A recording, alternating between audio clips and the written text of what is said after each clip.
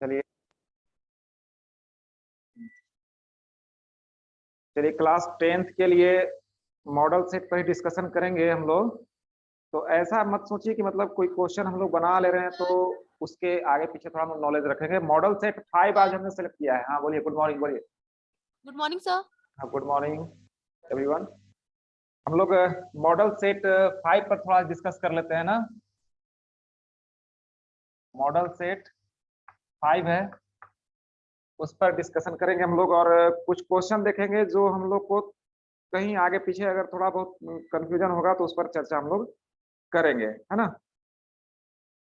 देखिए शुरुआती क्वेश्चन हमको लगता है कि आप सभी बना ही लेते हैं, जिसमें वास्तविक संख्याओं के बारे में जो बात आती है उसमें अभाज्य गुणनखंड होते हैं और महत्तम समापवर्त वगैरह इस टाइप से क्वेश्चन होते हैं।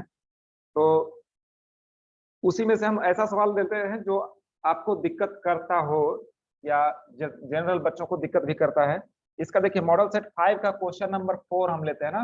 लेकिन यहाँ जो हमको अपने से देखने में लग रहा है साफ नहीं दिखा रहा है सर।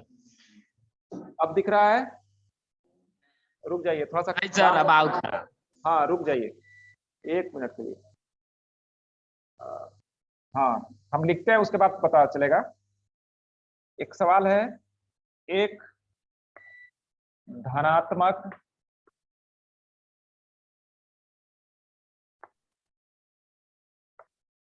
संख्या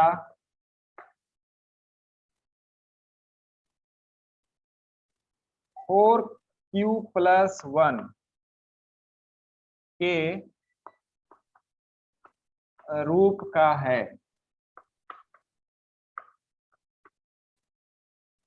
तो यह संख्या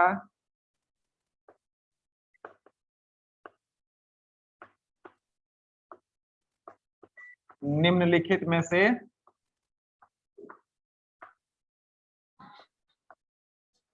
से क्या है। ठीक है, पहला ऑप्शन है सम है, दूसरा विषम है। सर विषम होगा।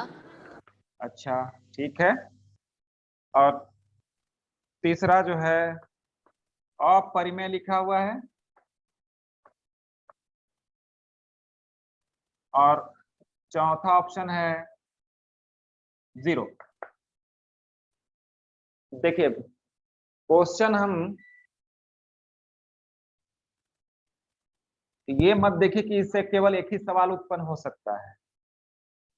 आप ऐसे भी सोचे कि और क्या क्या सवाल भी इससे उत्पन्न हो सकता था। खैर अलग बात है कि 4 से जब किसी संख्या को हम गुना करेंगे तो 4 से गुना करने के बाद वह संख्या अपने आप सम हो जाएगा। हमको आंसर ऐसे देना चाहिए कि 4 क्यूब जो है एक सम संख्या है। ठीक ना, 4 का पढ़ा पढ़िए जब आएगा तो सम संख्या ही आएगा। अब 4 क्यूब जब सम संख्या है तो सम में जब भी हम कोई विषम जोड़ेंगे, सम जोड़ विषम हमेशा विषम होता है ना। सम और विषम को जोड़ने पर हमेशा विषम होता है। तो 4 क्यूब क्या है, एक सम संख्या है। इसमें क्या जोड़ दिए, एक विषम संख्या, एक जो है एक विषम संख्या के रूप में है। तो रिजल्ट क्या आना चाहिए, विषम। यस चलिए ऐसे लिखिए।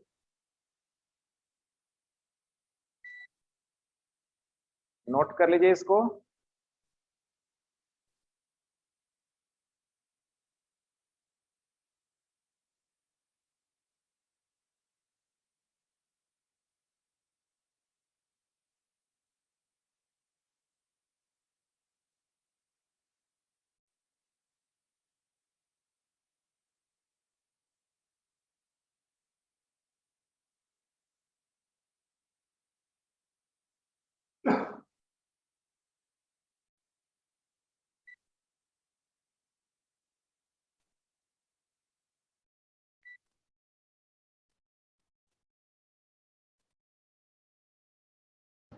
जूम कम कीजिए ना सर आप।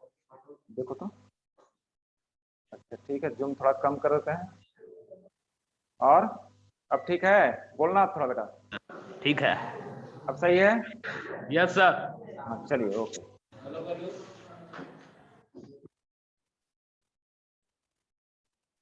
हो गया, चलिए अब नया क्वेश्चन लेते हैं ना।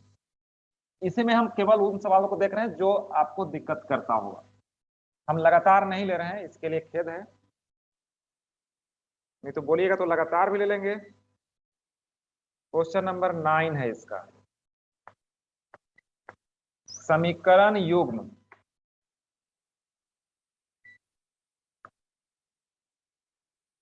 समीकरण युग्म y बराबर 0 और y बराबर -5 का हल है। आंसर है, एक हल होगा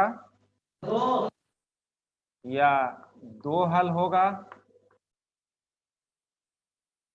या अनंत हल होगा। दो। अच्छा ठीक है, या कोई हल नहीं होगा।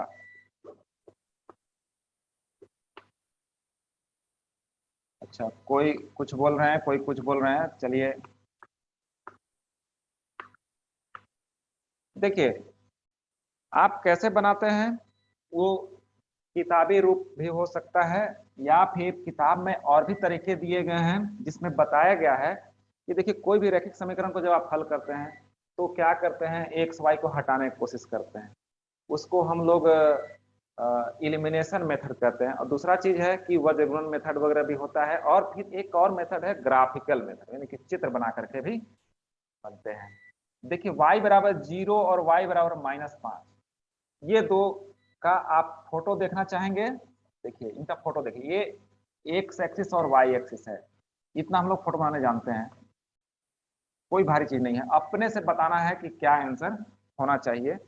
और दूसरा कलर का चौकनी कलरफुल चाहिए। देखिए, रहने दीजिए, होगा, मिल गया, छोटा सा टुकड़ा आपको चाहिए। देखिए, y बराबर 0 मतलब होता है एक्स अक्ष, इसको कहते हैं y बराबर 0 लाइन। आपको पता है कि चूंकि एक अक्ष पर सभी y का कोई भी मान 0 होगा, इसलिए इसका नाम है y बराबर 0। अब देखिए, एक है y बराबर -5, तो मान लीजिए -1 -2 -3 -4 यहां पर है, तो y बराबर -5 का लाइन इस तरह से होगा। यहां पर जहां कहीं होगा -5, जैसे 0, -5, हम एक कोऑर्डिनेट दिखला दिए इसका, है ना। अब बताओ तो कि ये और ये दोनों कहाँ मिल रहे हैं जरा। क्योंकि आपको एक चीज तो बताया गया होगा कि अगर हमको दो समीकरण युग्म दिए रहे, मान लिया जाए एक ये है और एक ये है, चित्र बनने के बाद अगर ऐसा बन जाता है तो इसका हल क्या क्या बोलते हैं, जो यहाँ मिलता है इसको हम लोग प्रतिच्छेद बिंदु बोलते हैं, इसी को हल कहा जाता है ना। अब बताइए कि जो प्रतिच्छेद करेंगे उसका एक हल निकलेगा। अगर किसी बच्चे को बोला जाए कि आइए ऐसा रखिए कि इस पर भी रखा जाए पेन और इस पर भी रखा जाए, तो कहाँ ला के रखेगा, यहाँ रखेगा। तो इस तरह के समीकरण युग्म का एक हल कहलाएगा, जो ये आंसर होता है। अब देखिए दूसरा चीज कि अगर हम एक लाइन ऐसे बनाए और दूसरा भी कोई आया और उसी पर लाइन खींच दिया ऐसे, तो बताइए ऐसे जगह पेन रखिए कि दोनों पर रखा जाए, तो कहीं भी रख देंगे। ऐसे स्थिति में कहा जाता है अनेक हल। ये देखिए, कहीं अनेक हल नहीं है, अनंत हल। हाँ, अनंत हल, क्योंकि ऐसे बहुत सारे बिंदु हैं जो इस पर भी लाइन, इस लाइन पर भी है और इस लाइन पर भी, तो दोनों लाइन एक ही पर ऊपर है, तो बहुत सारा हल हो जाएगा। अब देखिए, अगर हम कहें कि एक लाइन ऐसे है और दूसरा लाइन ऐसे है, तो आइए कोई स्टूडेंट और पेन रखिए, ऐसा रखना है कि इस पर भी रखा जाए और इस पर भी रखा जाए। कहाँ रखेंगे बताइए, ध्यान से सुन रहे मेरी बात को। ऐसा कोई बिंदु नहीं है कि हम पेन रखें तो इस पर भी रखा जाए और इस पर भी रखा जाए, ऐसा कोई बिंदु नहीं है, एक बार में कहीं नहीं रख पाएगा कोई। अब बताइए इसका इसका कितना हल होना चाहिए। कोई हल नहीं होगा। यस, जब इंटरसेक्ट नहीं करेगा, जब एक दूसरे को प्रतिच्छेद नहीं करेगा तो कोई हल नहीं होगा। ये आंसर होना चाहिए। जब रेलवे लाइन, रेलवे का ट्रैक देखे है ना, कहाँ एक दूसरे को कट करती हैं, जब कभी कट नहीं करती हैं तो वही स्थिति समझिए वो समानांतर की स्थिति है। समानांतर रेखाओं का कोई हल नहीं होता है, तो ये जो है समानांतर रेखाएं हैं, इसलिए कोई हल इनका नहीं मिलेगा।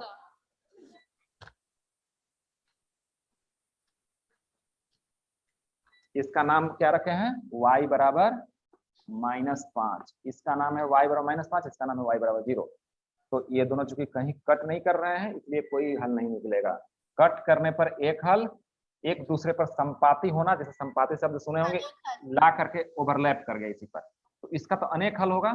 ये एक हल, एक ये सब चित्र बना लीजिए, एक हल होता है, इसका अनेक हल होता है, एक ही लाइन पर दूसरा ला के खींच देगा कोई ना, तो अनेक हल हो जाएगा। अब ये समानांतर हो गया इसलिए कोई हल नहीं होगा। कोई हल नहीं। ठीक है,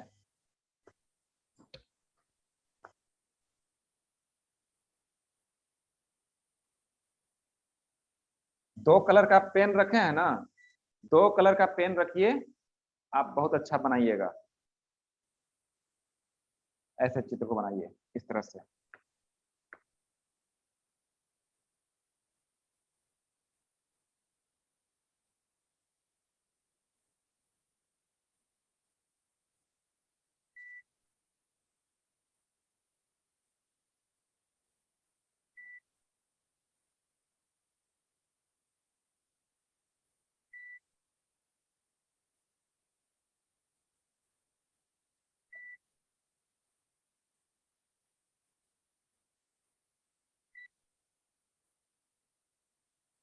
यहाँ पर जवाब ऐसे होना चाहिए, समांतर रेखाएं है ना।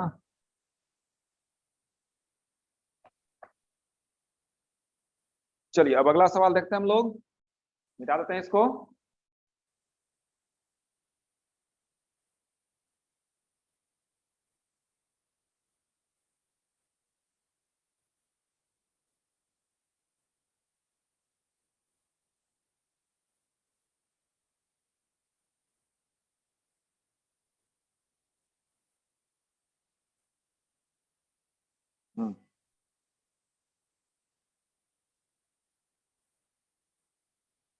चलिए अब हम बनाते हैं इस टाइप का सवाल ना।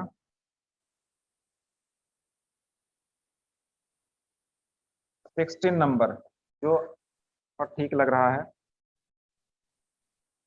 x² + 3x + 2 बराबर 0 का मूल अल्फा बीटा हो तो अल्फा प्लस बीटा का मान क्या होगा। चलिए ऑप्शन नहीं लिखते हैं, डायरेक्ट समझिए, बनाना ही है। देखिए कोई भी द्विघात समीकरण है, x² minus alpha plus beta x plus alpha into beta बराबर 0 के रूप का होता है। यदि अल्फा एवं बीटा इसके मूल हों, ठीक है, अगर अल्फा बीटा मूल होंगे तब आप इसकी तुलना इससे करके देखिए। हमें लगता है कि x² तो x रही है, ये वैल्यू कितना लिखा हुआ है 3, माइनस नहीं है लेकिन यानी हमें अल्फा प्लस बीटा का मान क्या बोलना चाहिए? -3। -3। यस, ठीक है। तुलना करेंगे ना, जो दिया हुआ समीकरण है उससे तुलना करेंगे और बता देंगे किसका वैल्यू होगा -3। देखिए आप इसको नोट भले कर लीजिए, लेकिन अगर हम सवाल यहाँ बदल दें, लिख दें ऐसे, यहाँ पर जबरदस्त उतार लिए इसको ना। सवाल आपका 16 नंबर यही है।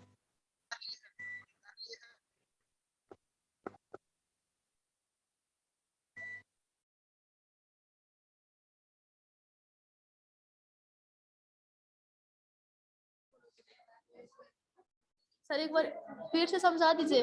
हाँ, कहना यही है कि देखिए कोई भी द्विघात समीकरण दिया रहे और उसका मूलों की चर्चा की गई हो, तो आपको कुछ नहीं करना है, एक समीकरण के बारे में जिक्र करना है जिसके मूल अल्फा एवं बीटा, ठीक है, अल्फा एवं बीटा इसके मूल हैं। तो अल्फा और बीटा अगर किसी द्विघात समीकरण के मूल होंगे तो वो उसका जो पैटर्न है हमेशा ऐसा रहेगा, x square minus alpha plus beta into x plus alpha into beta. मतलब एक्स स्क्वायर माइनस मूलों का योगफल इंटू एक्स प्लस मूलों का गुणनफल। यहाँ पर मूलों का योगफल होता है, यहाँ पर मूलों का गुणनफल होता है। तो अल्फा बीटा क्या है? मूल है, या शून्यक भी बोलते हैं, है ना, जीरोज बोला जाता है ना, शून्यक भी कभी कभी एग्जाम में आ जाएगा तो घबराइएगा मत, एक ही चीज हुआ। तो अल्फा और बीटा यहाँ जोड़ देना रहता है, यहाँ अल्फा और बीटा को गुना किया हुआ रहता है। अब इसकी तुलना आप इससे करके देखिए, ये इसके जगह कौन है? 2, इसके जगह कौन है? 3 है, लेकिन ये माइनस मांगता है कि माइनस भी होना चाहिए, मगर ये तो है प्लस में, तो क्या करेंगे, ये माइनस उसको दे देंगे, आंसर हो जाएगा -3। देखिए दिक्कत में स्टूडेंट कब पड़ेगा, वो जल्दबाजी वाला काम जो है गड़बड़ करेगा। अगर बाय द वे ऐसे रहता, 2 रहता यहाँ दिया हुआ, तब क्या यही आंसर होता? नहीं।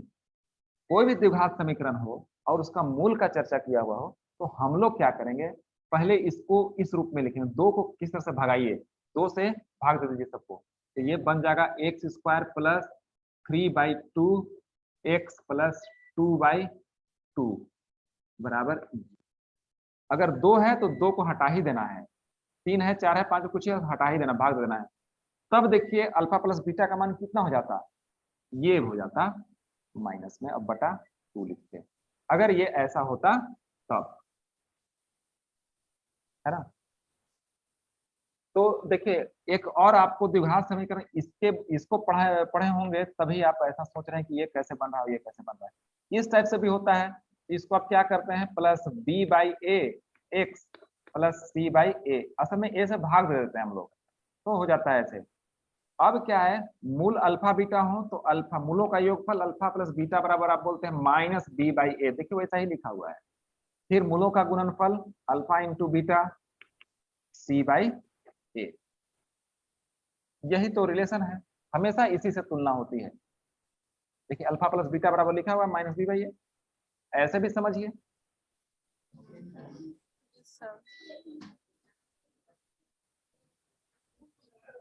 देखिए कोई कोई बच्चे इस बात को समझते हैं कि ये मूल का क्या मतलब है, मूल का क्या मतलब है। देखिए बहुत सारे बच्चे बैठे हैं, मूल का क्या मतलब है हमको ये समझना है। मूल का मतलब देखिए क्या है, आप समझिए, एकदम छोटे बच्चों की तरह समझिए। अगर इसके मूल अगर कोई कह दे जबरदस्ती कि नहीं इसके मूल जो है 3 और 7 हैं, तो इसको सही मानिएगा किसको गलत मानिएगा। तो देखिए करना क्या है ना कि 3 को बैठा करके देखिए, 3 को बैठा करके देखिए कितना हो जा रहा है, 9 माइनस 5 या 15 और प्लस 6। अब जोड़ कर देखिए 9 और 6 15, 15 में से 15 क्या कितना आया, 0। यस, 0 ही आना चाहिए। तो 3 को कह सकते हैं कि इसके मूल हैं। कितना अच्छा नाम है, देखिए शून्यक, शून्य करने वाला को शून्यक कहते हैं, समीकरण को शून्य करने वाले को शून्यक कहते हैं ना।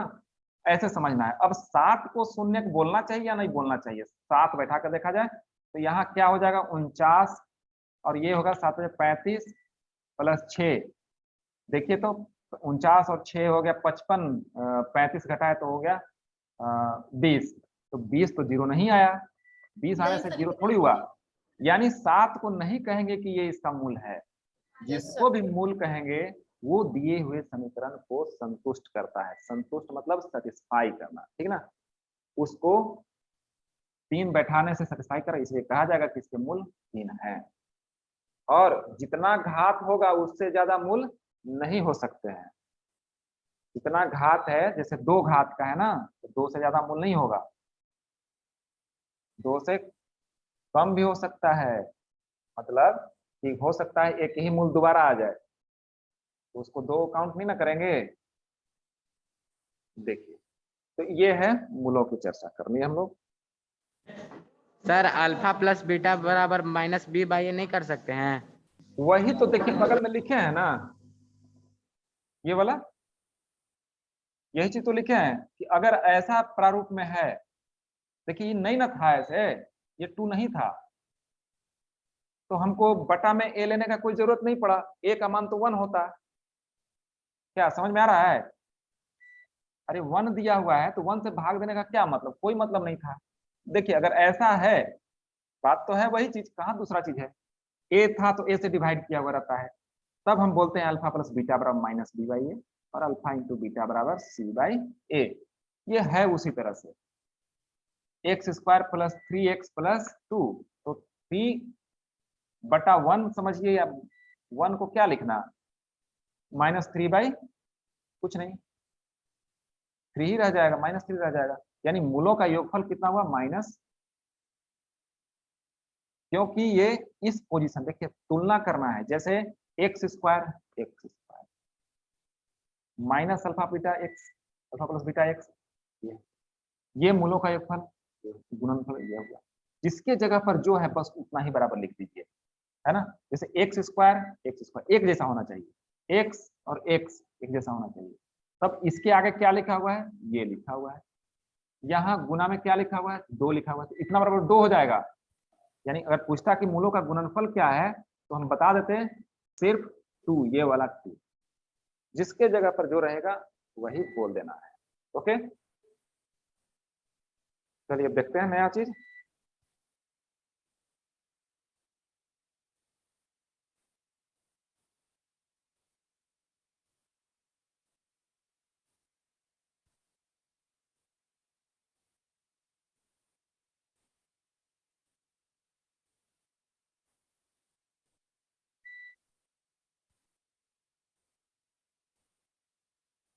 देखिए 19 नंबर क्वेश्चन है, यदि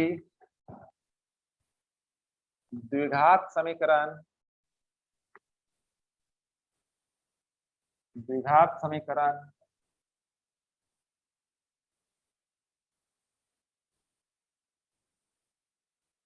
एक्स स्क्वायर माइनस 2x प्लस ए बराबर 0 का मूल समान हो तो k का मान बताएं। देखिए के का मान 1 होगा। चलिए हम लोग को फॉर्मूला पता होना चाहिए। यस हाँ सर। सही बात है, 1 रख देंगे तो हाँ। x माइनस 1 का होल स्क्वायर हो जाएगा। अभी हम चर्चा कर रहे थे कि 2 घात का समीकरण है तो अधिक से अधिक 2 रूट निकलेगा, 2 मूल निकल सकता है, लेकिन 2 से कम भी हो सकता है, भी बोले थे, तो 2 से कम होगा तो दोनों यानी एक ही चीज होगा, तभी तो ax square plus bx plus c बराबर 0 यस सर। के लिए ये एक फॉर्मूला बना रहे हैं अभी हम लोग, के लिए डिस्क्रिमिनेंट यानी विविक्तिकर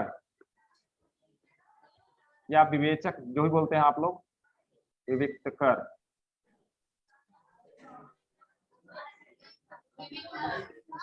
या विवेचक, d का मान क्या होता है, बी स्क्वायर माइनस 4ac बराबर 0। यस, अच्छा छोटा बी लिखा हुआ है ना। यस सर, हाँ, माइनस 4ac ac। अब इसी के साथ कंडीशन शर्तें क्या होती हैं? शर्त सुन लीजिए। पहला, मूल समान होंगे यदि इसी d का मान क्या आ जाए 0। दूसरा है असमान एवं वास्तविक, इसके लिए d का मान 0 से बड़ा होना चाहिए। तीसरा बस हो सकता है कोई वास्तविक मूल नहीं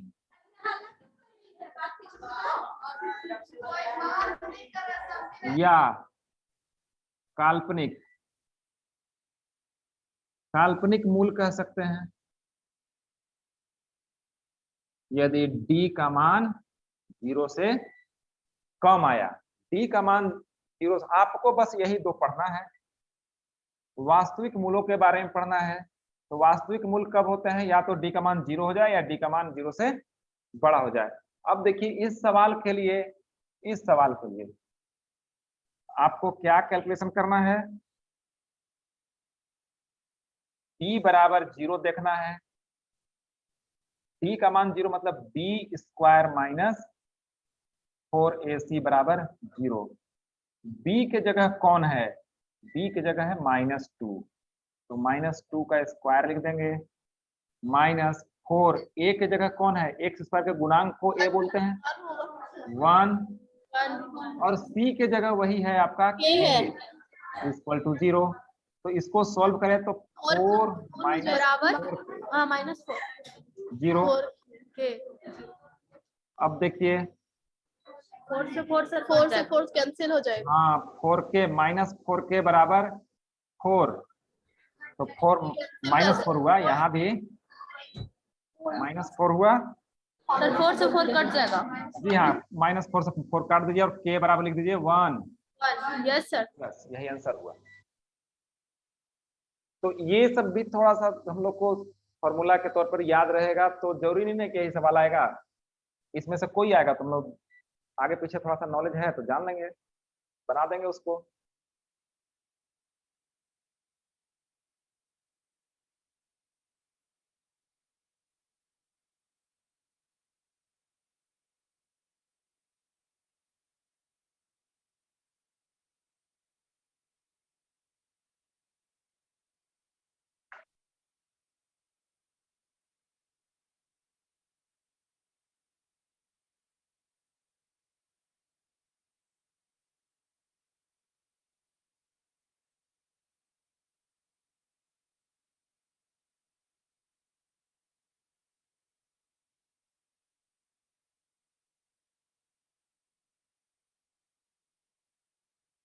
चलिए इसको मिटा देते हैं।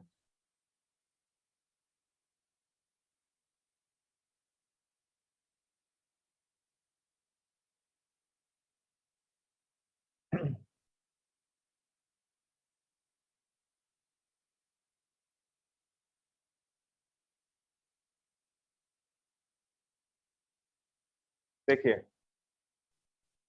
सवाल है क्वेश्चन नंबर 22,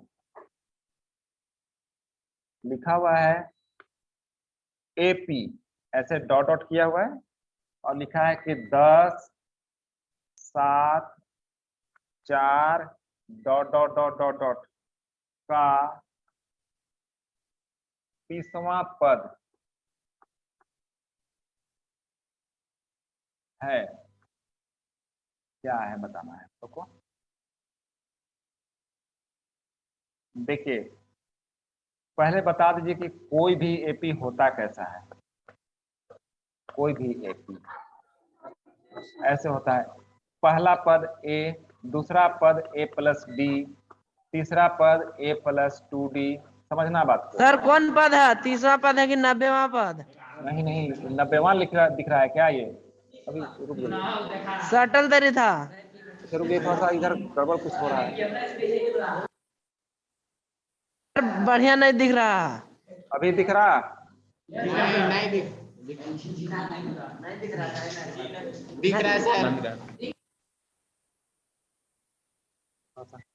ये रुकिएगा 1 मिनट, हम बुलाते हैं, ऑपरेटर को बुला रहे हैं, रुकिएगा ना। जल्दी बुलाइए सर।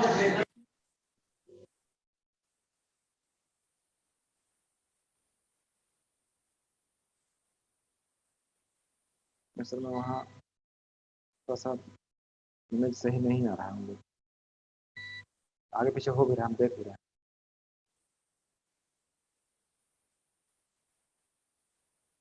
सर आगे बढ़ाइए सर, आगे बढ़ाइए। दिख रहा अब है। दिख रहा है? हाँ हाँ।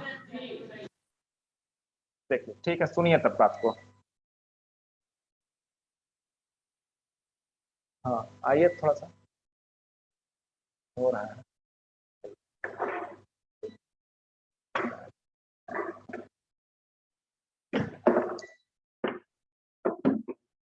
देखिए कोई भी एपी किस रूप में होता है, ऐसे ए प्लस डी, ए प्लस 2D, इस तरह से ए प्लस 3D। देखो जिस बच्चे को याद नहीं रहता होगा कि एपी का nवां पद क्या होता है, ये तो भाई 30वां पद पूछ रहा है आपसे।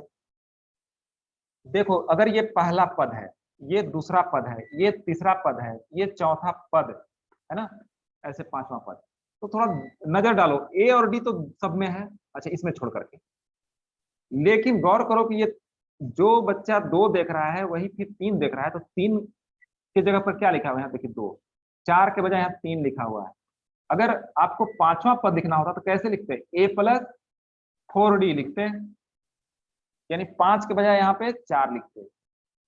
तो हम समझते हैं कि एनवां पद कैसा होता, ए प्लस, अगर यहाँ एन की जगह 100 लिखें तो 100वां पद कैसा होता, ए प्लस 99D होना चाहिए था।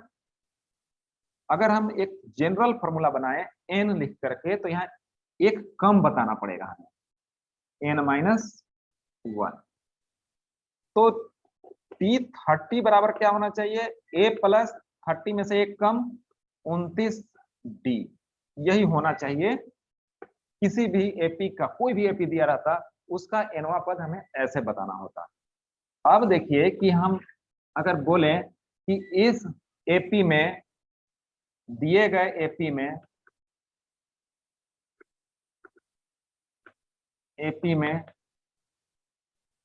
ए मतलब प्रथम पद, पहला पद कौन है 10, और डी का मतलब होता है सार्व अंतर, यानी आगे वाला, इसके बाद कौन है, हमेशा यही ना होता है T2, आगे वाला पद माइनस पीछे वाला पद, 2 लगातार। तो T2 के जगह पर यही दूसरा पद है 7, और इससे पहले था 10। कोई बात नहीं, आप इसको भी ले सकते थे और इसको, दोनों का जोड़ी बनाकर घटा लेते हैं।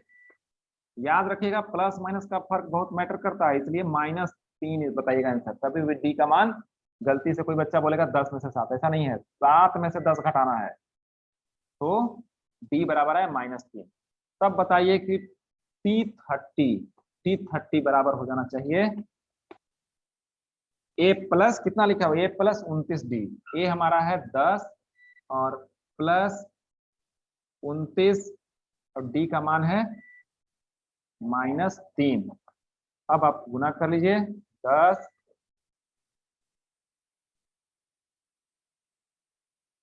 87 ना, घटाएंगे तो आएगा -77, ये रहा। Yes sir, -77। हाँ -77 ये आंसर होगा। देखिए गलती कहाँ हो सकता है, सिर्फ इसी में कि कभी स्टूडेंट आगे वाला घटाए कि पीछे वाला। याद रखेगा हमेशा आगे में से पीछे वाला घटता है हमेशा, या तो फिर आप 4 में से 7 घटाइए या 7 में से 10 घटाइए। Yes sir. ठीक है,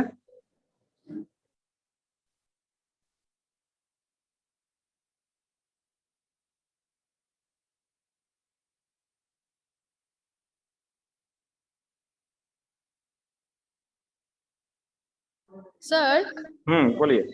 सर सेट 2 का छठा क्वेश्चन बताइए तो। सेट 2। यस सर, छठा क्वेश्चन।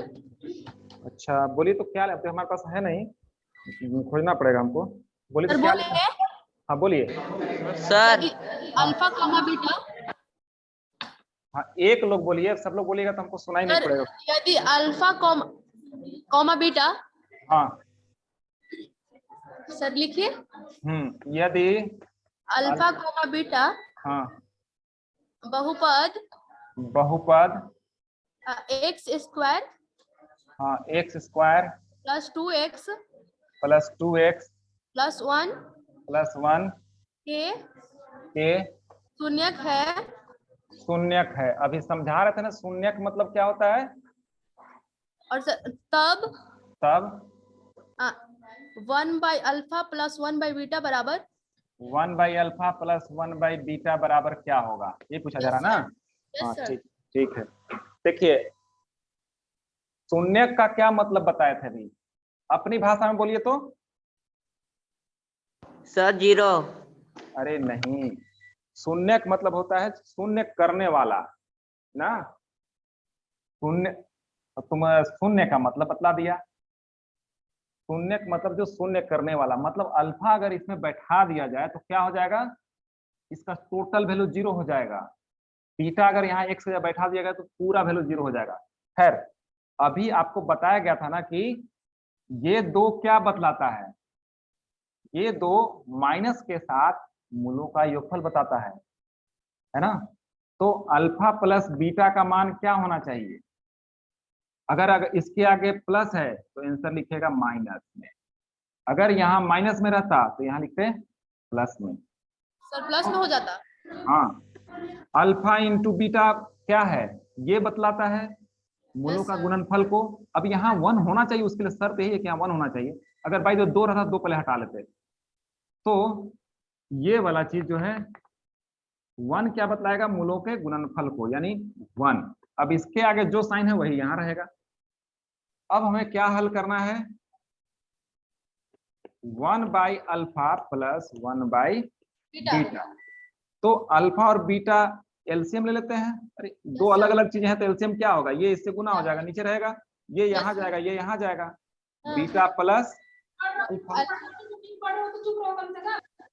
अब बीटा प्लस अल्फा का मान क्या दिया है, अब ये मत कहिएगा कि अल्फा प्लस बीटा का मान दिया है -2, और नीचे इसका मान कितना दिया है 1, तो आंसर कितना आया -2। हो गया, ये आंसर हो गया। Yes sir. चलिए ठीक है, इसके बाद हम लोग अगले क्लास में मिलेंगे और इसके बाद ठीक है सर। हाँ, ठीक है ठीक है। Thank you sir. ओके, बैठे।